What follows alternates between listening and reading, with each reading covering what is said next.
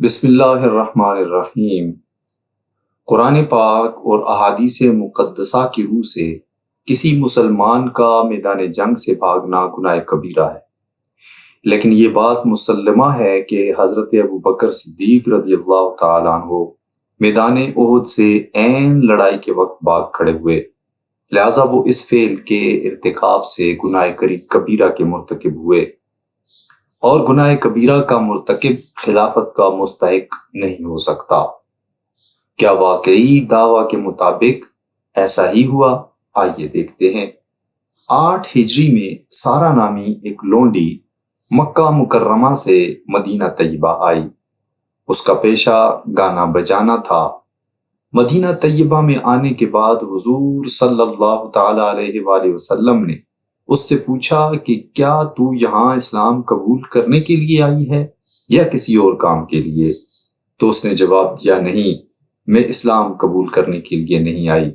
حضور صلی اللہ علیہ وآلہ وسلم نے پھر پوچھا کہ کیا مہاجرہ بن کر آئی ہے؟ کہنے لگی، نہیں، بلکہ ضروریات زندگی کے لیے آئی ہوں، اگر وہ میسر آ گئیں تو واپس چلی جاؤں گی۔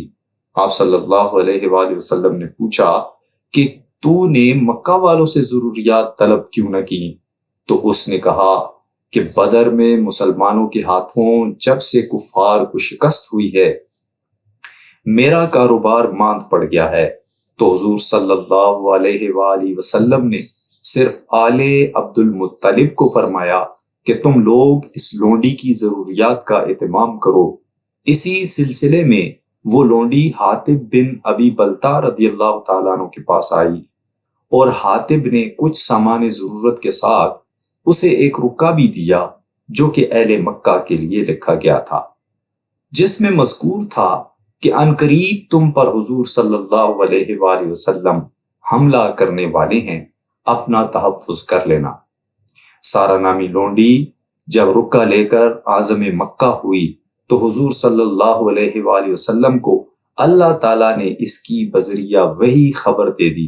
حضور صلی اللہ علیہ وآلہ وسلم نے اپنے چند اصحاب، جن میں سے حضرت علی المرتضیٰ رضی اللہ تعالیٰ عنہ بھی شامل تھے، کو گھوڑوں پر روانہ کیا اور فرمایا، روضہ خاخ پر ایک مسافر عورت ملے گی، اس کے پاس حاطب بن ابی بلتہ کا خط ہے جو اہل مکہ کے نام لکھا گیا ہے، وہ خط اس سے لے لینا اور اسے چھوڑ دینا، اگر انکار کرے تو اس کی گردن مار دو۔ یہ حضرات روانہ ہوئے، عورت کو ٹھیک اسی مقام پر پایا جہاں سرکار دو جہاں صلی اللہ علیہ وآلہ وسلم نے بتایا تھا۔ اس سے خط مانگا تو وہ انکار کر گئی اور قسم کھا گئی۔ صحابہ نے واپسی کا قصد کیا تو حضرت علی المرتضیٰ رضی اللہ تعالی عنہ نے قسم کھا کر کہا کہ سید عالم صلی اللہ علیہ وآلہ وسلم کی قسم خلاف واقعہ ہو ہی نہیں سکتی، اور تلوار کھینچ لی اور اس عورت سے فرمایا، خط نکال یا گردن رکھ۔ جب اس نے دیکھا کہ حضرت علی المرتضیٰ رضی اللہ تعالیٰ عنہ قتل پر آمادہ ہیں تو اس نے اپنے جوڑے میں سے خط نکالا۔ یہ حضرات خط لے کر حضور صلی اللہ علیہ وآلہ وسلم کی بارگاہ عالیہ میں حاضر ہوئے۔ حضور صلی اللہ علیہ وآلہ وسلم نے حضرت حاطب بن ابی بلتہ کو بلوایا اور خط کے متعلق پوچھا کہ یہ کیا معاملہ ہے؟ تو انہوں نے عرض کیا، یا رسول اللہ صلی اللہ علیہ وآلہ وسلم، میں جب سے ایمان لایا ہوں کبھی میں نے کفر نہیں کیا، اور جب سے حضور صلی اللہ علیہ وآلہ وسلم کی نیاز مندی میسر آئی کبھی حضور صلی اللہ علیہ وآلہ وسلم سے خیانت نہیں کی۔ لیکن واقعہ یہ ہے کہ میں قریش میں رہتا تھا اور ان کی قوم سے نہ تھا۔ میرے ساتھ جو اور مہاجرین ہیں ان کے مکہ میں رشتہ دار ہیں جو ان کے گھر کی نگرانی کرتے ہیں۔ مجھے اپنے گھر والوں کا اندیشہ تھا، اس لیے میں نے چاہا کہ اہل مکہ پر کچھ احسان کر دوں تاکہ وہ میرے گھر والوں کو نہ ستائیں، اور یہ میں یقین سے جانتا ہوں کہ اللہ تعالیٰ اہل مکہ پر عذاب نازل فرمانے والا ہے، میرا یہ خط انہیں بچا نہ سکے گا۔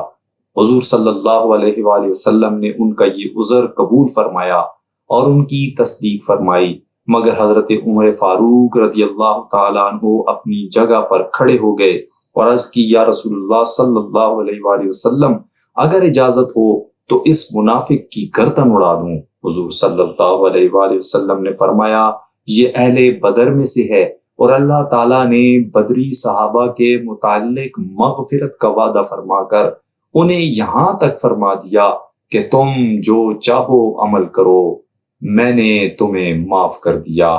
تفسیر منہج الصادقین۔ حضرت ابو بکر صدیق رضی اللہ تعالیٰ عنہ چونکہ بدری صحابہ میں سے ہیں اور بدری اصحاب کی تمام خطائیں اللہ تعالیٰ نے معاف فرما دی ہیں، تو پھر میں اور آپ کون ہوتے ہیں حضرت ابو بکر صدیق یا کسی اور صحابی کو میدان احد سے بھاگنے کا الزام دینے والے؟